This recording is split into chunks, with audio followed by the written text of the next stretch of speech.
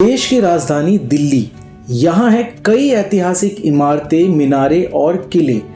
लाखों सैलानी यहाँ पे आते हैं इन जगहों को देखने के लिए।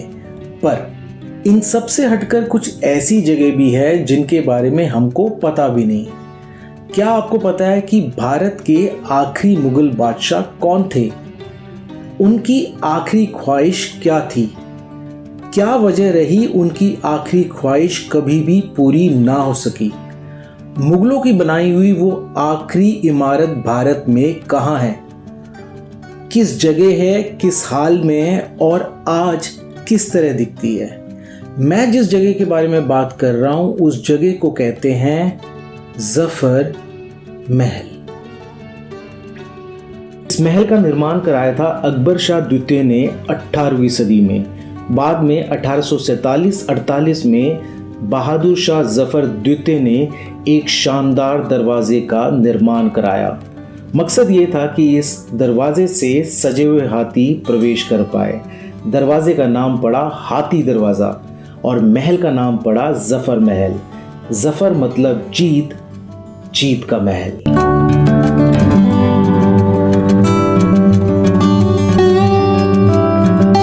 आज आलम यह है कि इन खंडर पड़ी दीवारों के बीच कोई भी जीत का एहसास नहीं रह गया।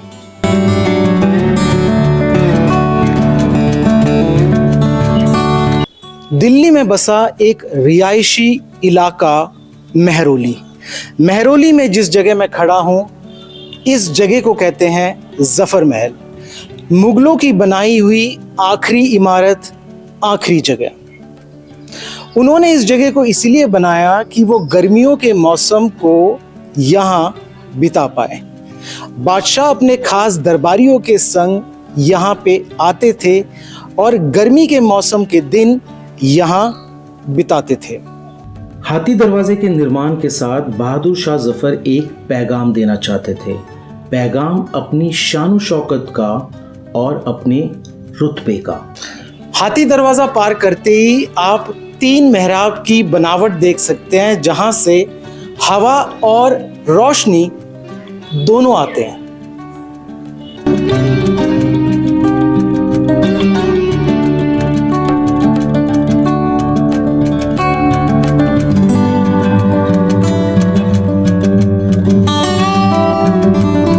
हाथी दरवाजे के ठीक ऊपर है नौबत खाना, वो जगह जहां पे शाही जुलूस और महफिलों में संगीत, ढोल नगाड़े बजाए जाते थे। आज ना वो संगीत है, ना ढोल, ना नगाड़ा। आप महसूस कर सकते हैं यहाँ पे एक अजीब सा खालीपन।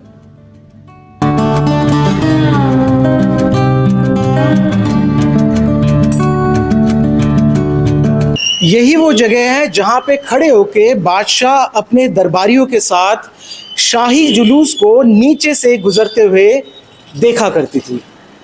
सांप्रदायिक सौहार्द का प्रतीक मशहूर फूल वालों की सैर की शुरुआत भी महल के साथ बने कुतुब साहिब दरगाह में हुई।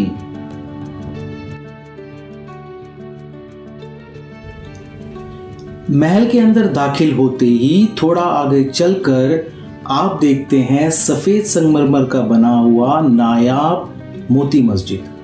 आज भले ही यहाँ पे नमाज नहीं पढ़ी जाती पर आप महसूस कर सकते हैं यहाँ पर रूहानियत।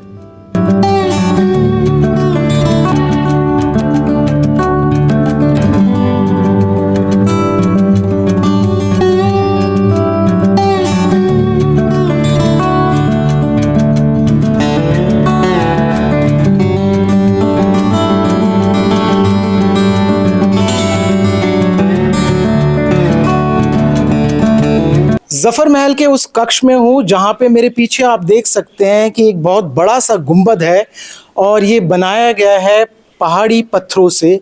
बड़े बड़े ब्लॉक्स का यहाँ पे इस्तेमाल किया गया। मजबूत चट्टानों से बने ये स्तंभ आज भी समय और मौसम की मार का बेखौफ सामना कर रही है और आगे भी करती रहेगी। ये आकृति क्या है?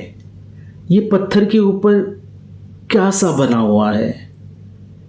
गुंबद की छत पे उर्दू के अल्फाज आज भी उस दौर के बारे में बहुत कुछ बयां कर रही है।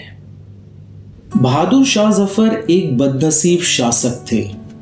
जफर महल के साथ एक खास लगाव होने के कारण वो चाहते थे उनके इंतकाल के बाद कुतुब साहिब दरगाह के पीछे जफर महल में ही उनकी कब्र बनाई जाए। 1857 के जंगे आज़ादी के दौरान अंग्रेजों ने बहादुर शाह जफर को बंदी बनाया और जिला वतन कर बर्मा भेज दिया। बर्मा में ही बहादुर शाह जफर का आखिरी समय बीता और इंतकाल हुआ, और यही कारण रहा जिसकी वजह से बहादुर शाह जफर लौट के भारत कभी भी ना आ पाए, और इसी वजह से उनकी आखिरी चाहत और उनकी ख्वाहिश अधूरी रह गई। 7 नवंबर 1862 में बहादुर शाह जफर की मृत्यु हो गई रंगून, बर्मा में। आप जो जगह देख रहे हैं जो खाली पड़ी है, ये वही जगह है, वही जमीन है जहां पे बहादुर शाह जफर की ख्वाहिश थी कि वो आखिरी बार सोए। जहां उनका कब्र बनना था वो जगह खाली है और ऊपर आसमां है।